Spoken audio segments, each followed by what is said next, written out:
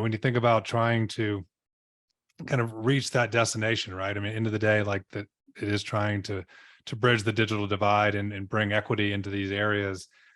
Now that people do have a better awareness of it, are there any other things that they're trying to overcome that are obstacles in the path, or maybe obstacles that now that we're overcome, they're like, hey, we've solved this problem, we're on to the next thing?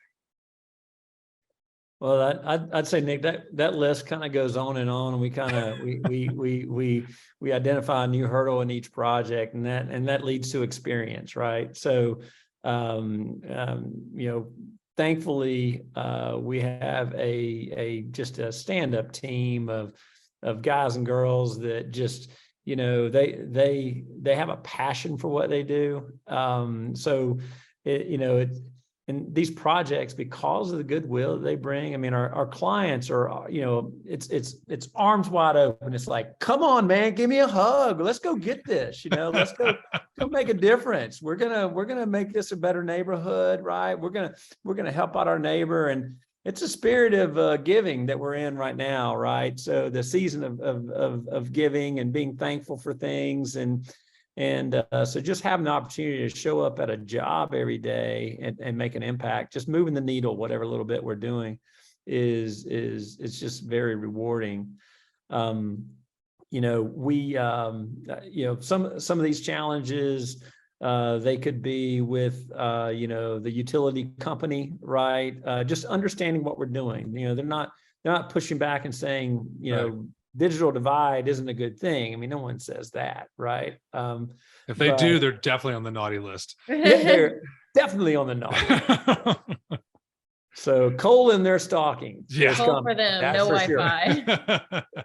I think you made a good point that it's interesting that, like you mentioned in the very beginning, you got to have a sense of humor to work at SmartWAVE. And I think, part of, I obviously, know you guys well, and of, even, the partners like CommScope Ruckus. I think having that attitude of having a sense of humor and trying to make it more personal, I think, that means so much to a lot of communities, right? I mean, I've talked to communities, I've talked to tribal nations where the approach that you go into it, that means as much sometimes as even the technology, right? It's, you're working with people, you're not working just with technology. And I assume that's, some of that embracing that and seeing what the value that they're going to get from getting that connectivity probably means a lot.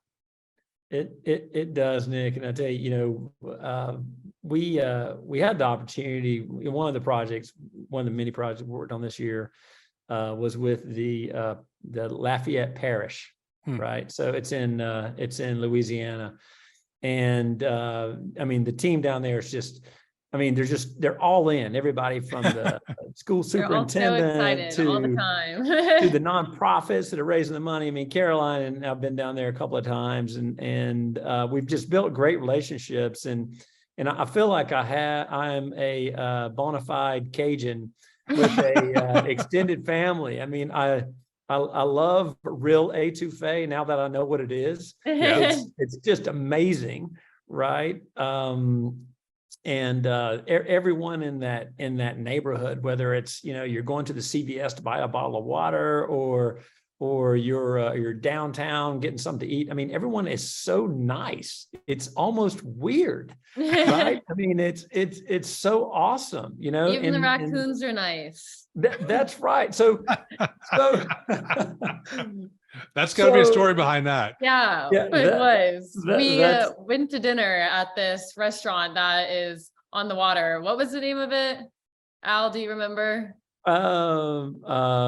Papa's, or I can't remember. I don't know, but our waiter gave us this whole tray of bread, and we went outside and fed all of the raccoons, like 10 of them, just running up to us. So casual. Wow. A whole family. Yeah. So talk about giving. Yeah. But a lot of fun. I mean, that network, it's fun that because the network that we put in place, it uses predominantly fiber for backhaul to the mesh Wi-Fi network. So which means it's extremely fast. I mean, that is the fastest community wireless broadband network that we have deployed just because of the fiber infrastructure that was in place, right? And it's really making a difference in those in that community. Right now, the network is just serving the students. Okay. But here's some things that we're seeing in these types of initiatives is, you know, when you think about peer pressure and everything like that within the schools when you're growing up, right? You don't want to show any weakness, right? It's just the human nature of things. And when we opened up this network, the school has a tutoring app, right? And prior to this, the tutoring app really didn't get a lot of use in school, but now these kids are able to go home in the privacy of their own home and access the tutoring app is now being used by about, I think it was like 25 or 30% of the students at home. Wow. Which is just amazing. That's amazing. You know, when you look at small metrics like that you're never really even thinking about. So it's a great learning experience for us as we move forward to tell the story to the next